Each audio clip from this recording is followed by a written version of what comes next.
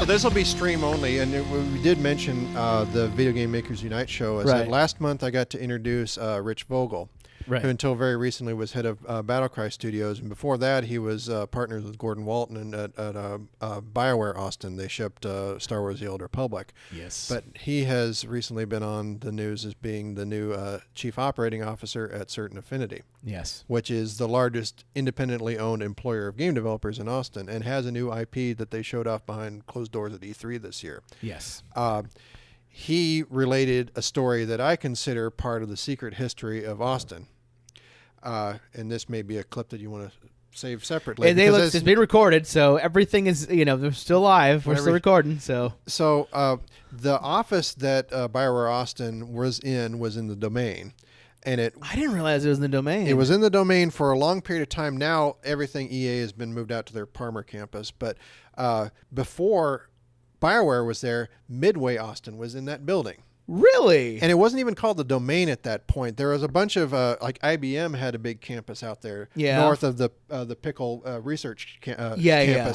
It was a warehouse that IBM owned, and Midway had bought a studio here in town called Inevitable Entertainment, and they ramped up and made a long-term lease agreement with the landlord to build it out.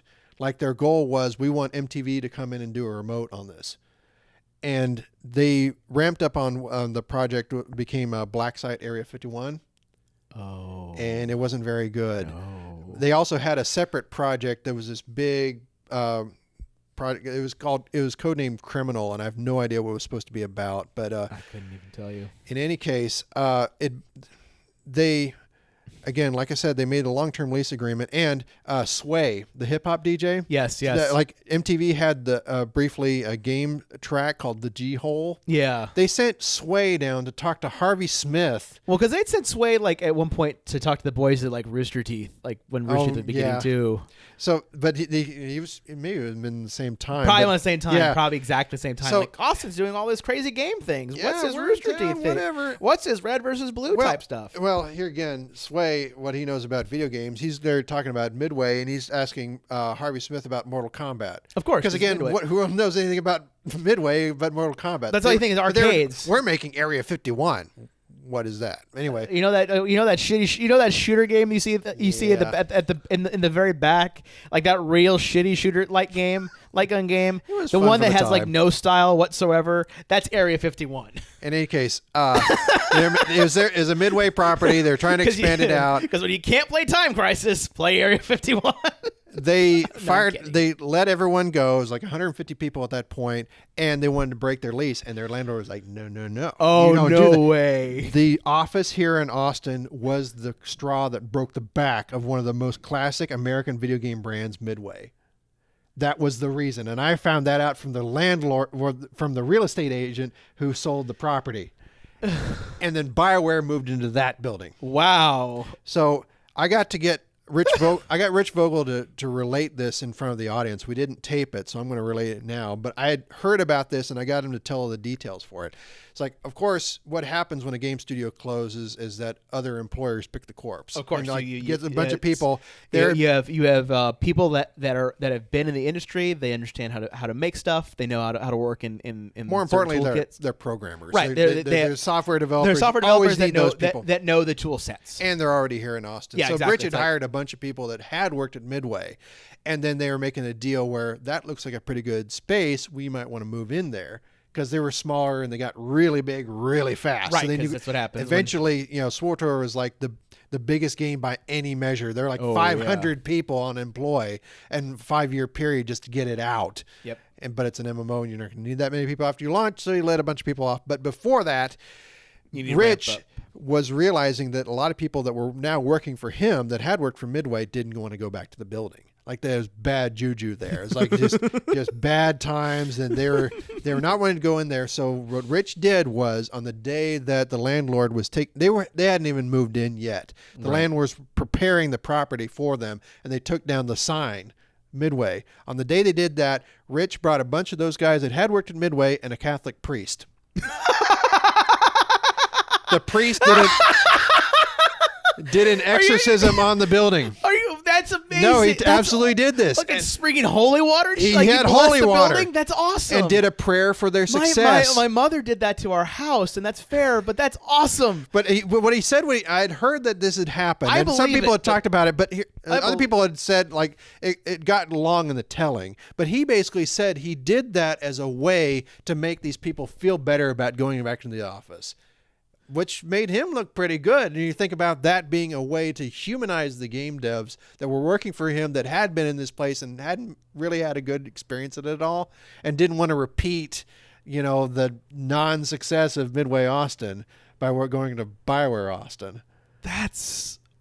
But that was a part. Yeah. But then he said, like right after that, they had like a big plague of crickets. Like crickets, filled the entire way into the building. Hold on. Okay. Pause. Only because we have to pause this one. So, crickets. Have you never seen this happen? Like a bunch of crickets will get real close when there's lights outside of a building. I get. Put it this way, I'm not sure how familiar you are with the Old Testament. Yes. Well, I'm not done with that part. Okay, because there's a thing called locusts, and crickets are similar in that nature. After the locusts, they got Rick Perry. Rick Perry, in between running for president, ran for governor again in 2010. And actually, there's still a YouTube video of his campaign where the first time you see him, Rick Perry, he's standing in the BioWare Austin offices while they're working on SWTOR. Going past the system design pit, I found out. But yeah, that's the first. You see him in that office talking about Austin business or Texas business. Right. Which, video games, that certainly counts. That does count. They got him, and then right after that, they had a huge flood, and they had to sandbag the offices. Another biblical play. I said, Rich, thing. you needed another priest, because now you have plagues, and I got to laugh. Yeah, I would have said the same thing, too, because that's, wow. We didn't record this, but yeah, he did say that to an audience, so that happened last month. That is These hilarious. Are the cool things I get to do. I think these are the cool, and we'll say this as the last one for Killer Stream. These are the cool... And I'll say this to my editor, Daryl. Daryl, after our usual audio fade out type thing, just tack this on, this whole portion, at least of the story where he says, that. I'll put a separate video out. I'll remember to. I don't know how long it is, but yeah, that's okay. We'll just tack at the end the credits. It'd be funnier that way. Of like, here's a hidden bonus thing because I'm not getting patrons. I love you, and you'll get your stuff eventually, but you get the early episode for sure. But this needs to go up publicly in some capacity. Awesome. Only because it's like it's those kinds of stories that I think. Okay, I've got another one because. No. Hold it back till next time I get you back on. Oh, okay. This is we're getting late into time and that. But it's these kind of stories that like. Well, this one's about Deus Ex. It's a lot shorter. Okay, you know what? Fuck it, do it. Okay, so I got to meet Tom Hall. Okay. Who, if you didn't know, was the voice of Walton Simons and Morpheus. Yes. But he also made games like Anachronox, and he was on Doom back in id Software. I met him at Common Grounds, the coffee shop, or Stompin' Grounds in South Austin. Right. And I told him, I said, if I ever met you, I'd promised myself I would make you do the Walton Simons voice. And Tom Hall said, is he infected? You could have struck me dead right then. That was awesome. No, I've done that with certain people. I've done that with music people, but it's those kind of stories that I think makes game development interesting, and I almost it's those stories that no one ever. Well, again, you won't get it unless you recognize that these are people. Yeah. They're weird people, but you need to treat them like people first, or you're not. They're not NPCs. No, you don't just get to push their buttons until you get the dialogue option you want. If you piss them off, they may not forgive you. Yeah, that's why I love those stories. Like those are just stories that need to be documented and stuff like that.